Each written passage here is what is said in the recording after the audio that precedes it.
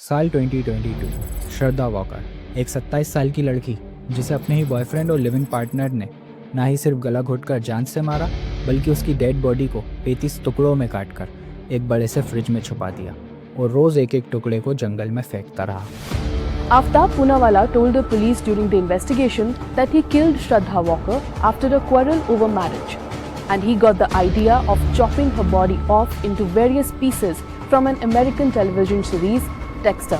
The accused bought a 300-liter fridge to keep the cut parts of the dead body and used incense sticks and room fresheners to suppress the foul smell emanating from the dead body. साल 2023। निक्की यादव, वही same case. 23 साल की निक्की यादव, जिसे अपने ही boyfriend और living partner ने charger की cable से पहले गला घोंटकर जान ली, फिर डेड बॉडी के 2 टुकड़े करके फ्रिज में भर दिया। Police have arrested a 26-year-old man for allegedly killing his girlfriend. According to police, the accused, Sahil Gehlot, strangled Nikki Yadav with a data cable in his car on the intervening night of February 9-10 at Delhi's ISBT, drove the body to the Najafgarh area and stuffed it into a refrigerator at a dhaba owned by a person he knew. साल 2023। साक्षी साहिल case. 16 साल की साक्षी को उसी के boyfriend ने बीच गली में रोककर 30 से भी ज़्यादा बार चाकू से हमला किया, बल्कि इतने में भी उसका दिल नहीं भरा तो उसने एक बड़ा सा पत्थर उठाकर साक्षी के सिर पर दे मारा। पुलिस का दावा है कि साक्षी और साहिल जून 2021 से रिलेशनशिप में थे और इनके बीच में अक्सर झगड़ा हुआ करता था और 8 दिन पहले ही साक्षी ने साहिल से कहा था कि वो उसके साथ ब्रेकअप करना चाहती है और यहीं से साहिल बौखलाया हुआ था, जिसके बाद उसने साक्षी की हत्या कर दी।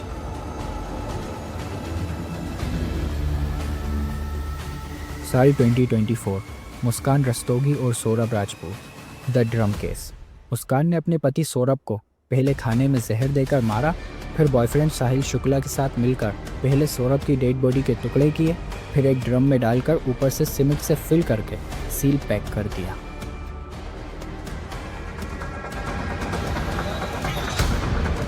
प्रेमी के साथ मिलकर पति की हत्या का ये पूरा सीन है। कॉल आता है, सुनो साहिल, तुम जल्दी घर आओ, सौरभ सो चुका है। मुस्कान के इस कॉल के बाद साहिल शुक्ला सौरभ के घर पहुंच जाता है। सौरभ के बगल में बैठ करके मुस्कान और साहिल ने गांजा भी फूंका। नशे के सुरूर में साहिल और मुस्कान ने सौरभ की हत्या की। दोनों हाथ और सिर काटकर बॉडी के 4 टुकड़े और फिर हाथ और सिर को हाथ में लेकर 800 मीटर की रेंज में घूमते भी रहे। जब ठिकाने नहीं लगा पाए तब बॉडी पार्ट साहिल के घर लेकर गए। 4 मार्च की सुबह बॉडी पार्ट को फिर से सौरभ के घर लेकर आए। ड्रम और सीमेंट खरीद कर लेकर आए। सभी पार्ट को घर में जमा किया, फिर शिमला जाकर मुस्कान से शादी भी कर ली।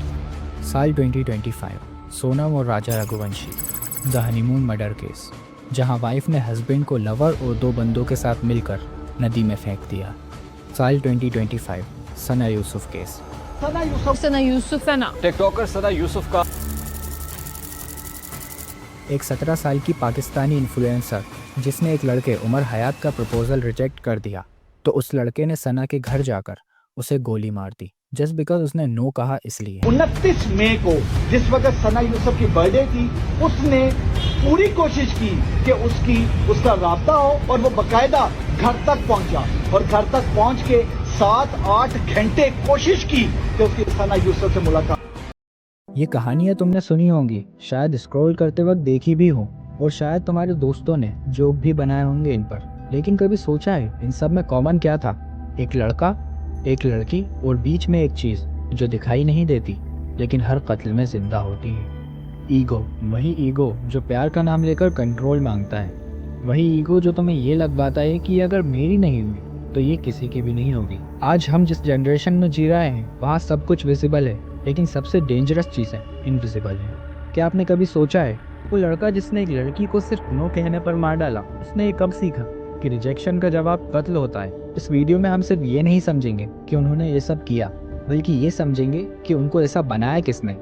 Schools, parents, social media, culture, film industries. आज के वीडियो में हम किसी एक कातिल की कहानी नहीं बताएंगे, हम उस सिस्टमिक पॉइजन को एक्सपोज करेंगे जो रिश्ता बनाने के बजाय हर रिलेशनशिप को एक क्राइम सीन में बदल रहा है। Hello, I am Ayan Shezan and you are watching Realize Media and this is the case we need to talk about. हमारा फर्स्ट पॉइंट है इमोशनल फ्रैगिलिटी, यानी जज्बाती कमजोरी। आज की जनरेशन का सबसे बड़ा प्रॉब्लम ये है कि लोग इमोशनली स्ट्रांग नहीं है। थोड़ा सा हार्ट ब्रेक, थोड़ी सी रिजेक्शन और पूरा दिमाग हिल जाता है। फिर रिश्ता टूट जाए तो उसका दर्द नहीं झेला जाता, क्योंकि उन्होंने कभी इमोशनली स्टेबल रहना सीखा ही नहीं। हमारा दूसरा पॉइंट है social media, the digital poison. और इस पॉइजन का सबसे साइलेंट इंग्रेडिएंट है डोपामीन।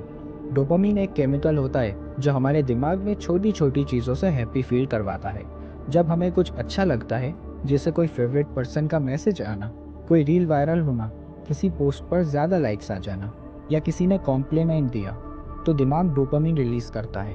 लेकिन प्रॉब्लम तब होती है जब दिमाग इस डोपामीन का आदी हो जाता है और रियल खुशी की जगह छोटी छोटी चीज़ें उसे किक देने लगती हैं, जैसे 5 सेकंड्स का रील, एक इमोजी या एक सीन का नोटिफिकेशन।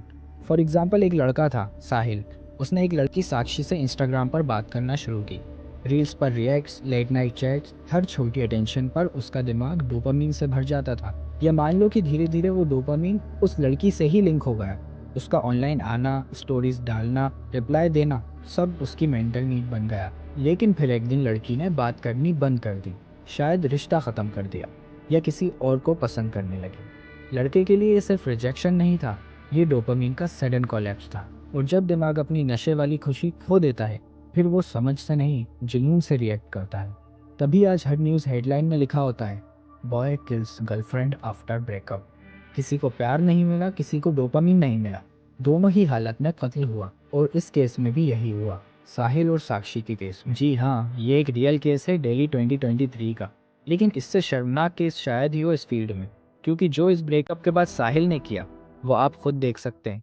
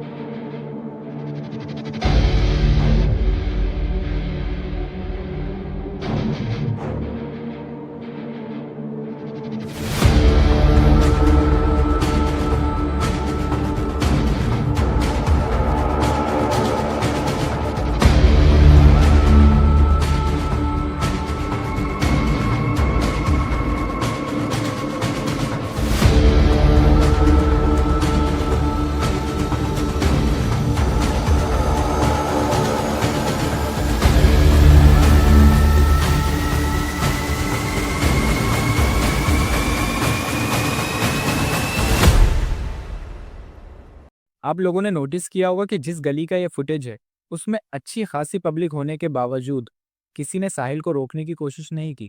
उल्टा लोग देखते हुए तो ऐसे जा रहे हैं कि ये मर्डर होना काफी नॉर्मल बात हो गई हो, कि अरे आज फिर मर्डर हो रहा है, होने दो, बाद में फिर इंस्टाग्राम पर स्टोरी लगाएंगे जस्टिस फॉर साक्षी। यही हमारा थर्ड पॉइंट है, कल्चर फेलियर। हम एक ऐसे कल्चर में जी रहे हैं जहां सोसाइटी किसी के दर्द पे तब तक रिएक्ट नहीं करती जब तक उसकी वीडियो वायरल ना हो जाए। जब पत्थर से सिर फोड़ा जा रहा होता है, एक के बाद एक चाकू से वार किया जा रहा होता है, तब कोई नहीं रोकता, कोई आवाज़ नहीं उठाता।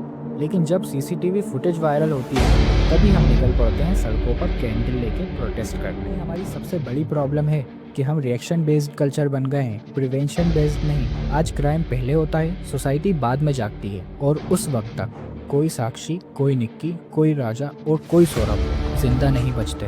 पॉइंट नंबर 4, पेरेंटिंग का ब्रेकडाउन। जब एक छोटा बच्चा रोता है तो माँ बाप उसके हाथ में मोबाइल थमा देते हैं। खाना नहीं खा रहा, मोबाइल दे दो, खाने लगेगा। किसी चीज़ की जिद कर रहा है, मोबाइल दे दो, चुप हो जाएगा। न उसे प्यार से समझाते हैं, न उसका दर्द सुनते हैं। उसके आंसुओं का सॉल्यूशन होता है एक स्क्रीन।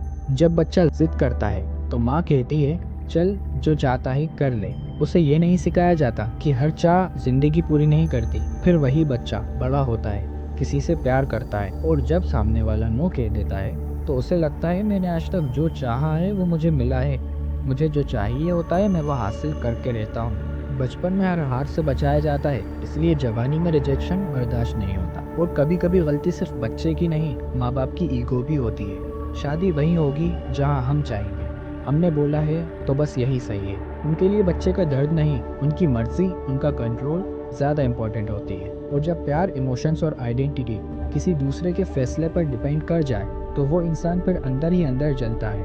और एक दिन वही नॉर्मल इंसान साहिल गहलोत बनकर अपनी उस वक्त की गर्लफ्रेंड निक्की यादव को पहले चार्जर की केबल से गला घोटकर मारता है, फिर उसकी डेड बॉडी के 2 टुकड़े करके बड़े से फ्रिज में छुपा देता है। तुमने बच्चे को सक्सेसफुल बनना, जीतना तो सिखाया, पर दर्द से लड़ना नहीं। और आज वही दर्द किसी की मौत की वजह बन गया। हमारा 5th और लास्ट पॉइंट है over glorified Bollywood characters in film industries का साइकोलॉजिकल इम्पैक्ट। जहाँ लोग प्यार को जुनून, ऑब्सेशन को हीरोइज्म और बदले को स्टाइल समझने लगे हैं।